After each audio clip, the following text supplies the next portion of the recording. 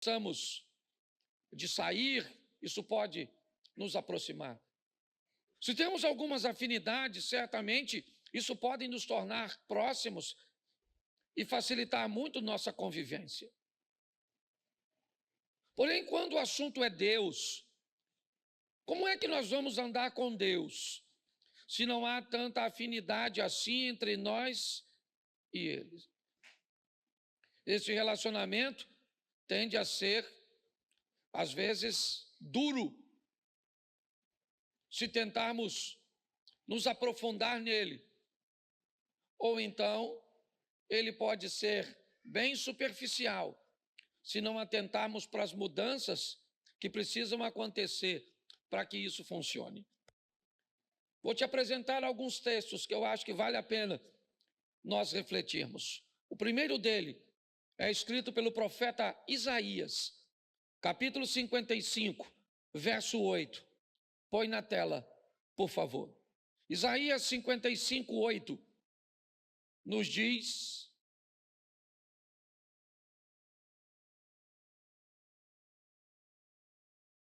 eu passei para aí.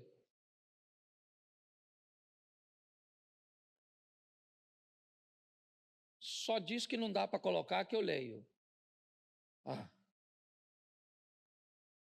Porque os meus pensamentos não são os vossos pensamentos, nem os vossos caminhos, os meus caminhos, diz o Senhor.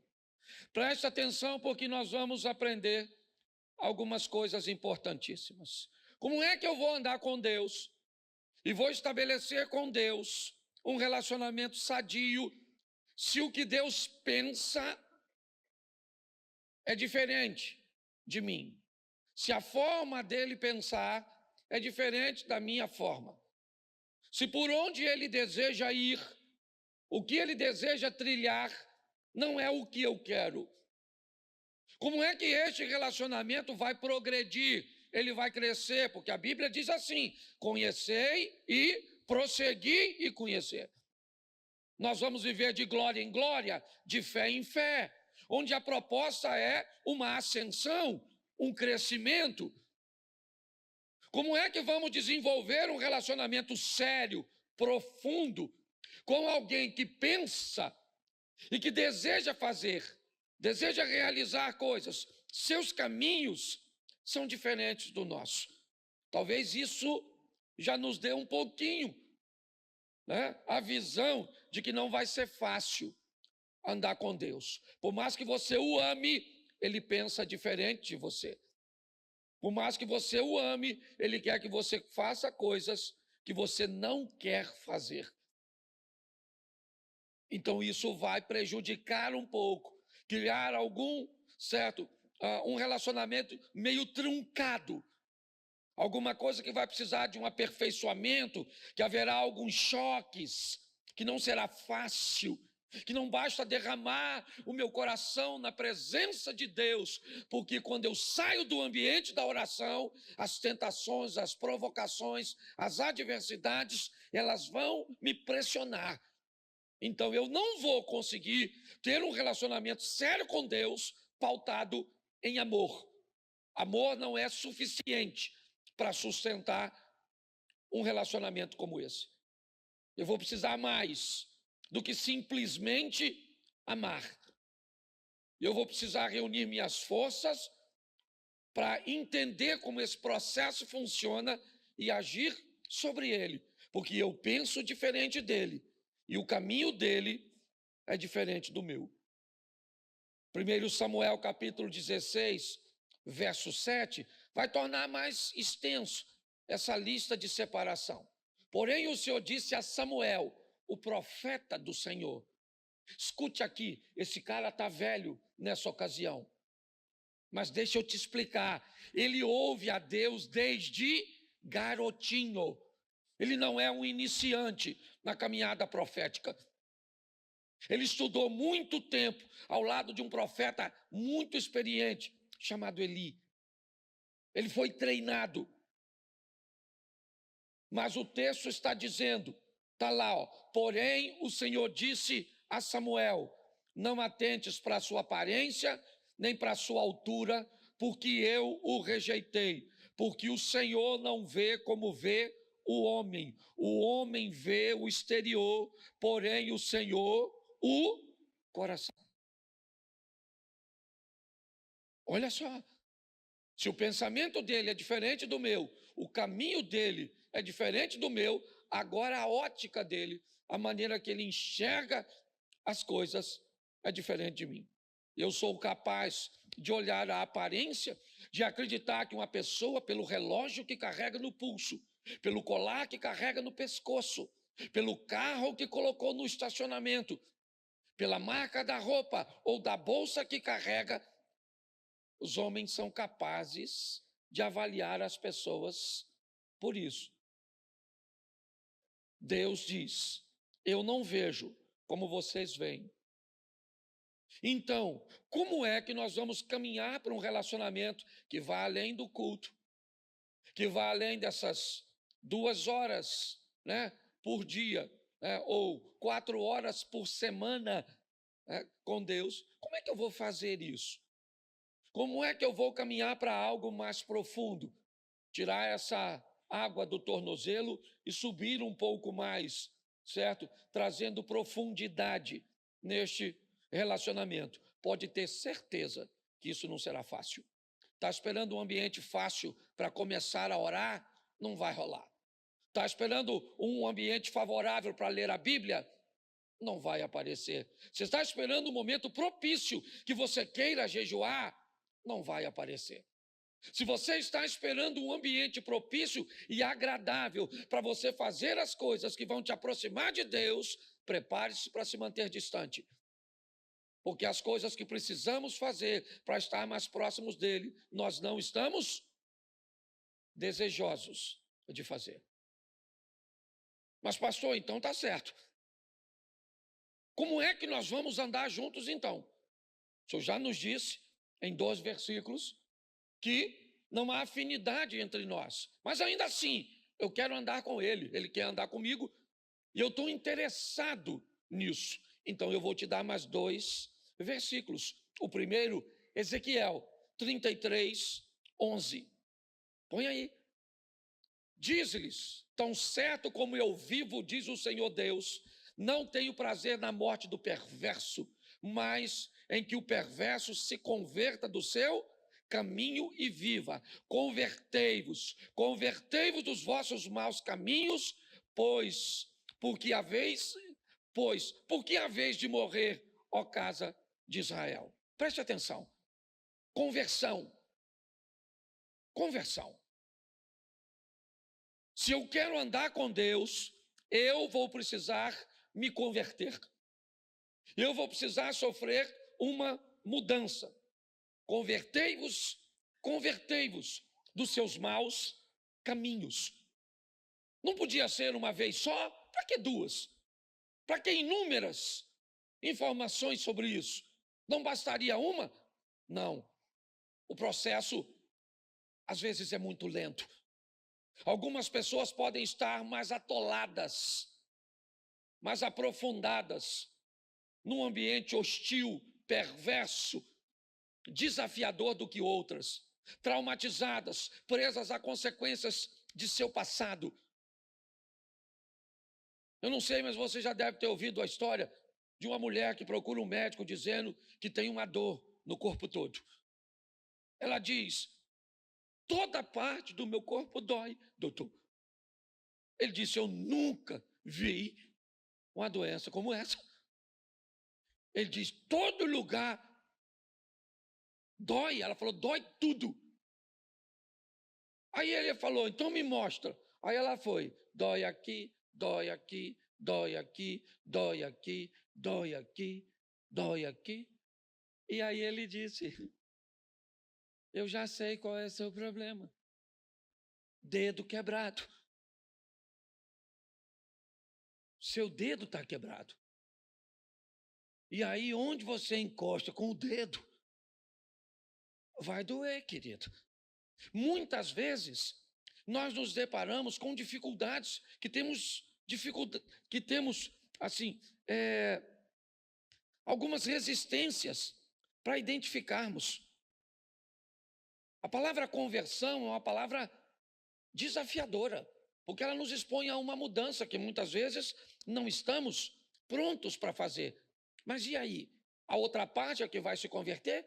Só tem duas partes para que esse relacionamento se consolide. Uma sou eu, a outra é Deus. A palavra para que ele se consolide é conversão. Então, se eu não me converto, quem tem que se converter é Deus para se relacionar comigo?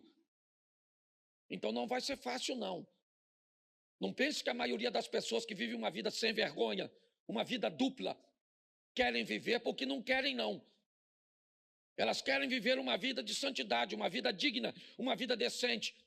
Sai de um culto, desejosos de que durante essa semana seja uma semana de vitória, que ela não entre num site de pornografia, que ela não entre num ambiente de fofoca. Mas como ela vai fazer isso? Sozinha, ela não vai. As forças de oposição são muito maiores do que a dela. Para que ela consiga êxito nesse ambiente, ela vai precisar de uma companhia, ela vai precisar de um fortalecimento.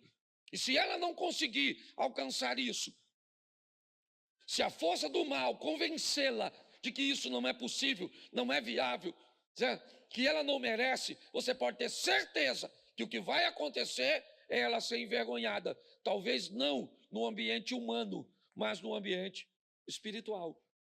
A conversão é algo que precisa fazer parte da nossa vida para que consigamos este relacionamento próximo, crescente e firme.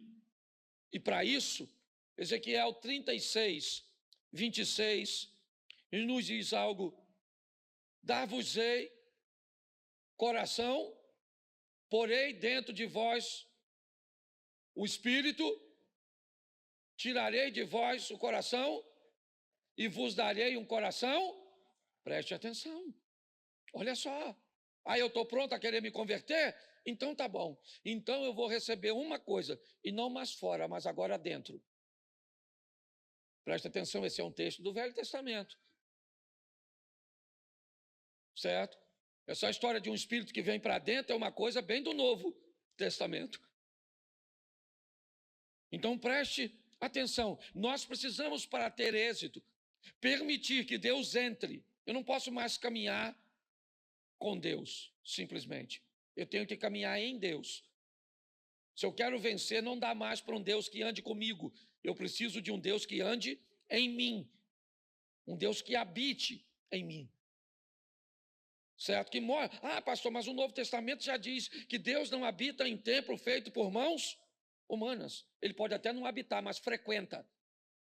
Então não vem com essa história, não. Certo? Ah, não vou mais à igreja porque Deus não habita em templo. Não habita, mas ele frequenta esse ambiente coletivo. É importante. E se eu quero viver uma vida digna com Deus, eu preciso permitir que essa dureza de coração, que esse coração cauterizado, insensível, esse coração que não sente mais quando desagrada a Deus, desapareça. Esse é o coração de pedra. O Espírito de Deus, ele vai trazer sobre nós um coração de carne, sensível, sabe?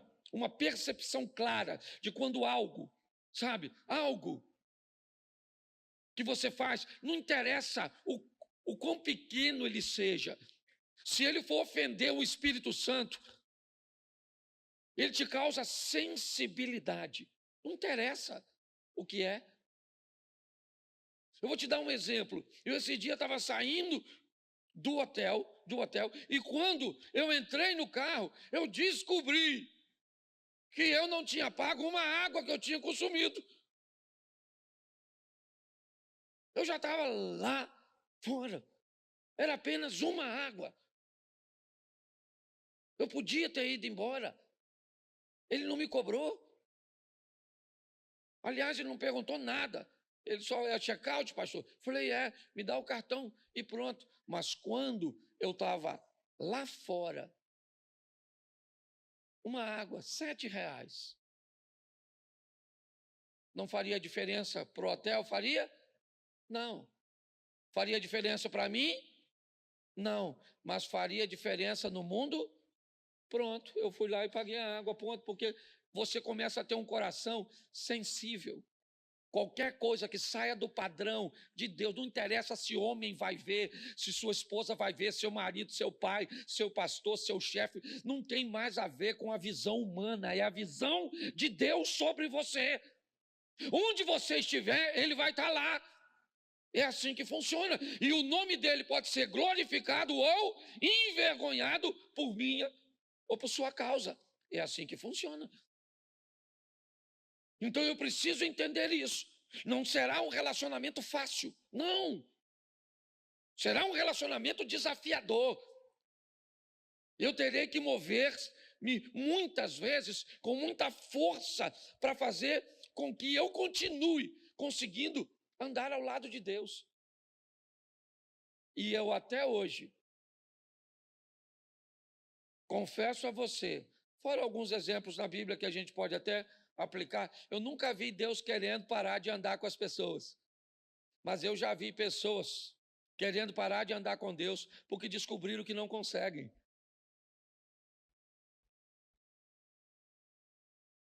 Ah, pastor, eu não consigo. Então, eu prefiro ter um coração de pedra. Porque com um coração de pedra eu nem sou capaz de sentir o que eu estou fazendo. Então, como é que eu posso viabilizar isso? Coloque na tela, por favor, Tiago 1,12. Vou mais rapidinho, que eu até passei. Se me dá mais 6 minutinhos e eu termino. Tiago 1,12. Bota aí.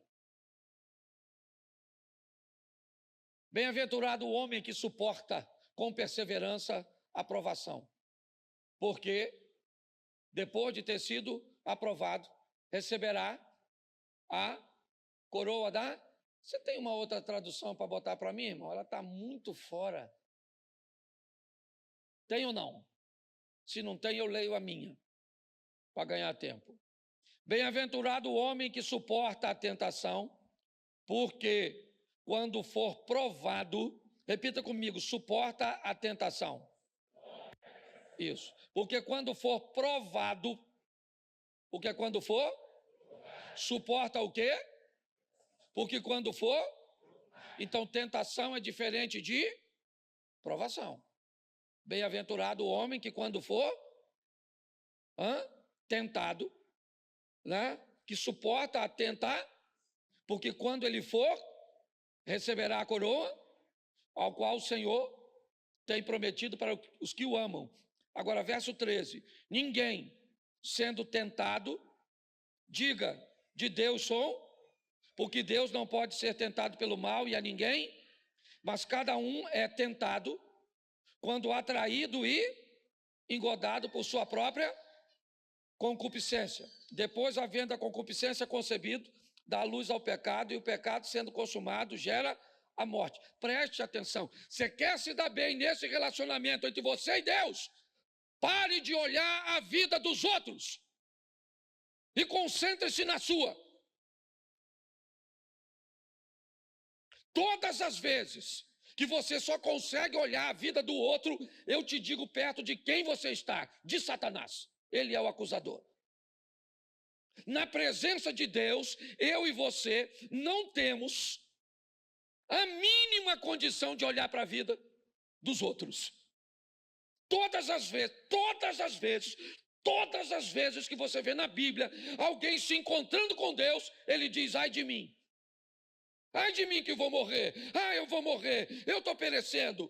Por quê? Porque na presença de Deus não dá para olhar para o outro. Fica você e ele, acabou a vida do outro.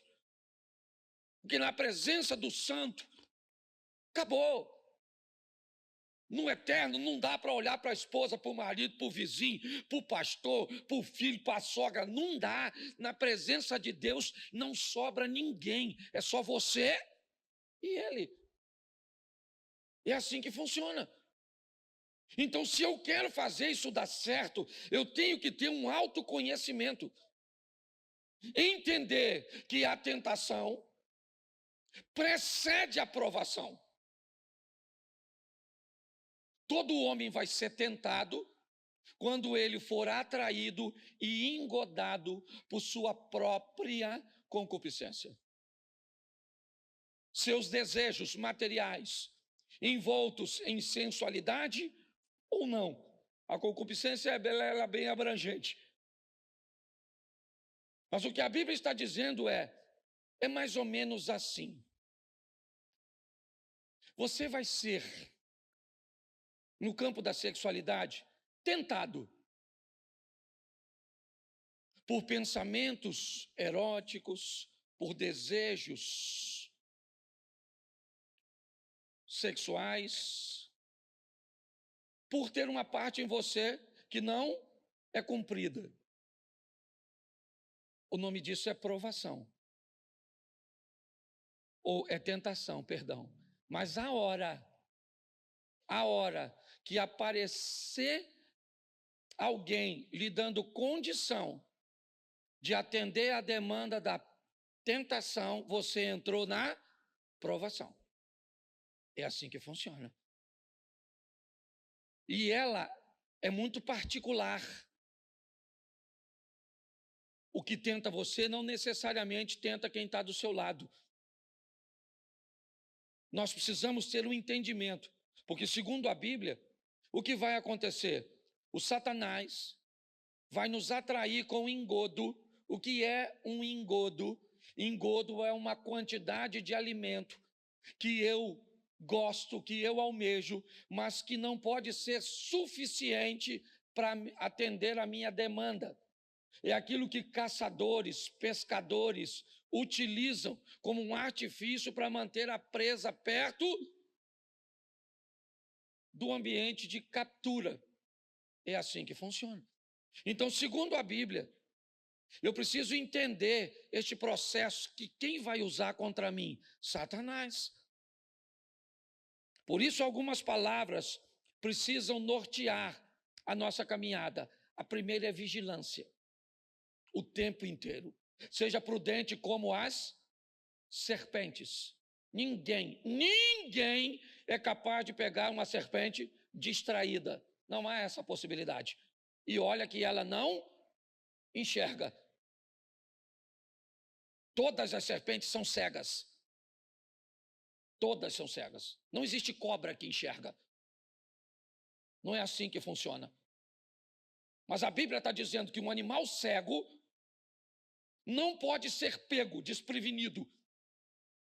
Sua sensibilidade, a captura que ela retira, certo, do ar com sua língua, colocando, ok, na sua boca, com aparelhos altamente sofisticados, para identificar o que está do lado de fora. É importante. Se nós não vigiarmos, nós vamos cair. Pode ter certeza, é só uma questão de tempo. Talvez não seja nenhuma queda tão grande para te humilhar, mas pode roubar a sua vitória, pode impedir seu crescimento, pode atrasar seu percurso. Está assim de gente que era para estar lá na frente.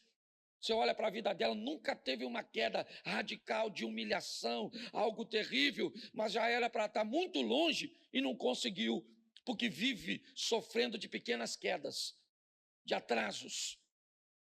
É assim que funciona. A segunda palavra que nós temos que levar conosco é tolerância. Essa é uma das piores. Tolerância, cuidado com ela. Ela te impede de manter a distância segura de um ambiente ruim. Você começa a tolerar um palavrão. Você começa a tolerar determinados tipos de conversa, determinados tipos de ambiente. Isso começa a te aproximar de lugares e de coisas, de situações cujas quais você deveria estar distante. Mas o inimigo usou de uma forma sorrateira, fazendo com que você conseguisse tolerar. Você tolera aquele tipo de coisa, aquele tipo de música, aquele tipo, sabe? Você começa a se tornar bem tolerante. Por quê? Porque a próxima palavra é aprovação. Você não quer se tornar intolerante em algumas coisas, porque você começa a negociar. Esse é o problema. São essas coisas pequenininhas que a Bíblia chama de raposinhas. Elas vão assumindo lugares, desbravando e conquistando espaços na nossa vida, no nosso coração, e o que isso vai fazendo? Nos distanciando de Deus. A última palavra é informação.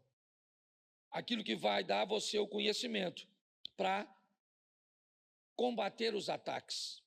E aí, Efésios 6,12, coloca. Porque a nossa luta não é contra o e a, mas contra os principados e contra os dominadores deste mundo, contra as forças espirituais nas regiões. Isso. Nossa luta não é contra a carne e mas é com a carne e o sangue. Não é contra, mas é com. É com ela que eu batalho, meu corpo físico. Na maioria das vezes, meu problema é com carne e com sangue, com gente, com pessoas. Ele está dizendo que a nossa luta, nós precisamos enxergar. Não é contra a carne e o sangue, é contra os principados, potestades. É num ambiente invisível. Pô, pastor, aí o senhor está de brincadeira. Se é invisível, como é que eu vou lutar num ambiente invisível? Por isso eu estou dizendo. Não vai dar sem Deus. Não vai dar com Deus de forma superficial. Não vai rolar. Não vai. Você não vai conseguir alcançar a santidade. Você não vai conseguir progredir em seu relacionamento com Deus com uma visão humana. Não vai. Não adianta. Ele vai dar aqui as armas. E aí, diz assim, né? Nós vamos precisar de um revestimento. E de que é que eu preciso? Repita comigo. Couraça da justiça. Isso. Mas a gente gosta de falar da couraça da justiça. Mas depois você lê, porque ela fala para nós cingirmos os lombos com a verdade. E depois colocar a justiça, a couraça, em cima da. Então não dá para ter justiça se embaixo da coroa da justiça tem mentira. Não há. Você bota a couraça da justiça em cima de um lombo cingido por mentira. Então ele disse: cinja seu lombo com a verdade, e em cima da verdade coloque a couraça da justiça. Está lá. Os pés devem ser preparados com o evangelho da paz. Isso, paz. O que eu falo traz paz? Sim ou não? Muitas vezes eu estou perto de pessoas que contam histórias soltas. E a minha mente já capta, porque a Bíblia diz que a palavra de Deus é apta para discernir as intenções do coração das pessoas. Se você conhece a palavra, ela começa a desvendar. Às vezes eu estou caminhando com alguém e alguém conta uma historinha para falar que um outro fulano fez algo. Sabe aquele falar sem falar? Sabe como é que é? Aquele veneno numa dosezinha que às vezes nem parece. O que eu vejo é que muitas vezes, eu não estou julgando ninguém não. O meu desafio é esse.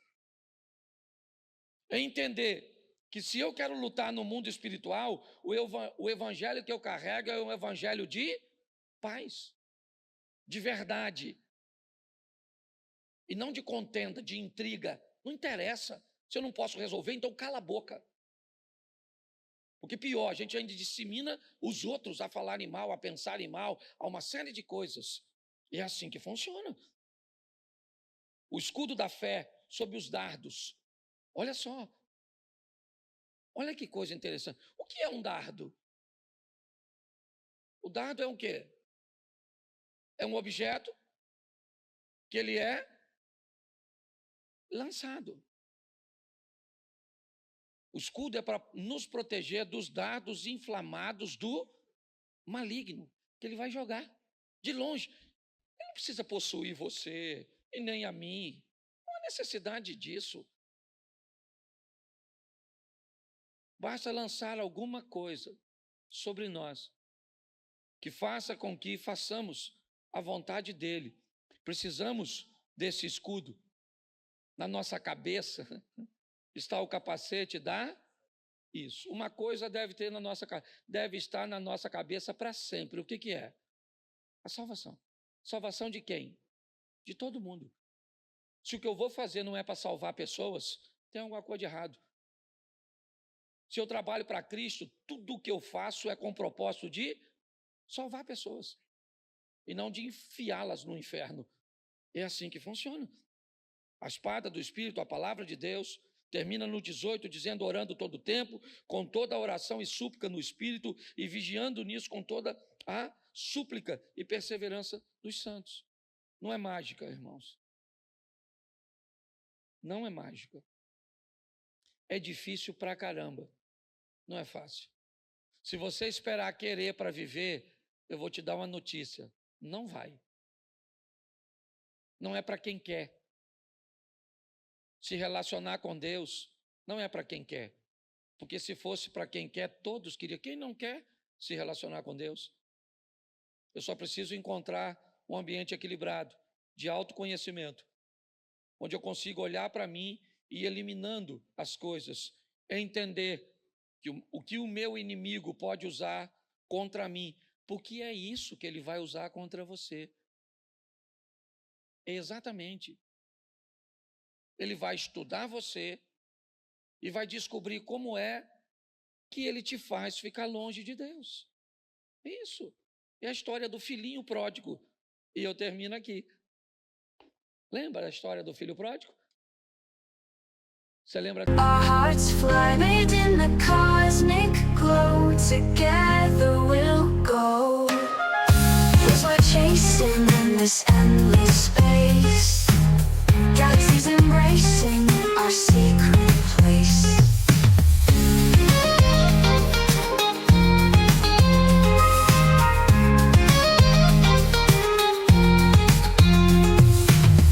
Guitar strings hum with a starry embrace.